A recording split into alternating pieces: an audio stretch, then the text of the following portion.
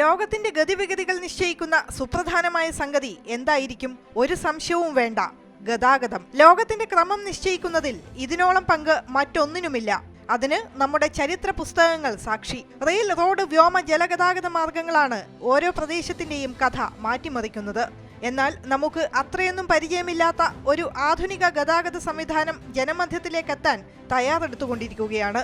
ഭാവിയുടെ യാത്രാവാഹനം hyper loop.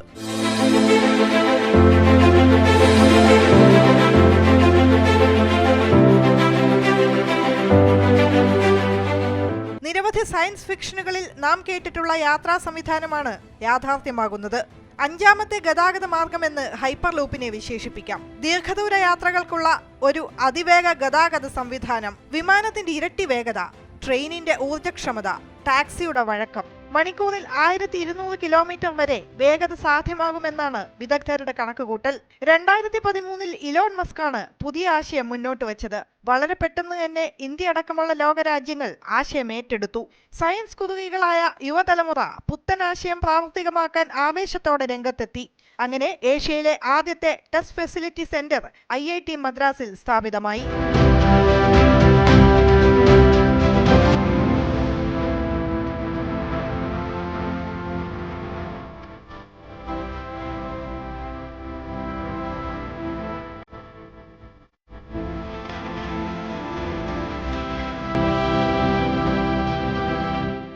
ദീർഘദൂര കുഴൽപാതയും അതിലൂടെ സഞ്ചരിക്കുന്ന പോർട്ട് സ്റ്റേഷനുകളുമാണ് ഹൈപ്പർ ലൂപ്പ് ട്രാക്ക് യാത്രാ സംവിധാനത്തിന്റെ ഘടകങ്ങൾ. കാന്തശക്തിയിലാണ് കുതിപ്പ്.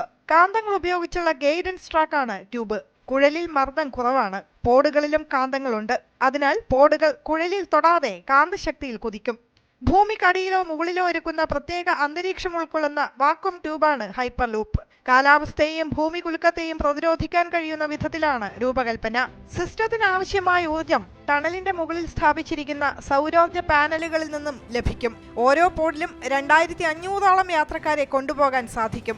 ഹൈപ്പർ ലൂപ്പ് സാങ്കേതിക വിദ്യയിലൂടെ പോയിന്റ് ടു പോയിന്റ് യാത്ര വേഗത്തിലാക്കാൻ സാധിക്കുമെന്നതാണ് പ്രത്യേകത. പരീക്ഷണങ്ങൾ വിജയിച്ചാൽ മുംബൈ പൂനെ റൂട്ടിലായിരിക്കും പദ്ധതി ആദ്യമായി നടപ്പാക്കുക.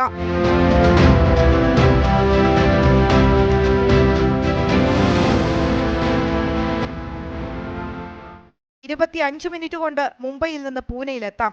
ചെന്നൈ, ഹൈദരാബാദ് അടക്കമുള്ള റൂട്ടുകളും പരിഗണനയിലുണ്ട്.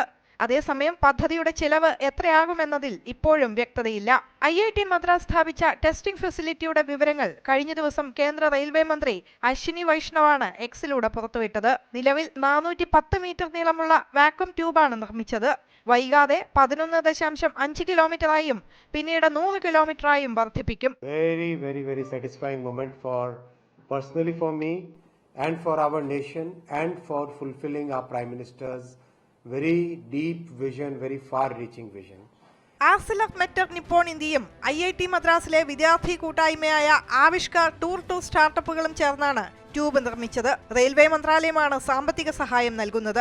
100ഓളം വിദ്യാർത്ഥികളാണ് പദ്ധതിയുടെ ഭാഗമാകുന്നത്. 3ാം ഘട്ട പരീക്ഷണവും കൂടി പൂർത്തിയാകുന്നതോടെ വാണിജ്യതലത്തിൽ പദ്ധതി ഏറ്റെടുക്കാൻ റെയിൽവേ തയ്യാറെടുക്കുന്നതായാണ് റിപ്പോർട്ട്. യാത്ര സുഗമമാക്കുന്നതിനോടൊപ്പം എല്ലാ രംഗത്തും വൻ കുതിച്ചുചാട്ടം ഉണ്ടാകുമെന്ന് ഉറപ്പ്. മലയാളികൾ അടക്കമുള്ളവർ കാത്തിരിക്കുകയാണ് ഹൈപ്പർ ലൂപ്പ് ഗതാഗത സംവിധാനം യാഥാർത്ഥ്യമാകുന്നതിനായി.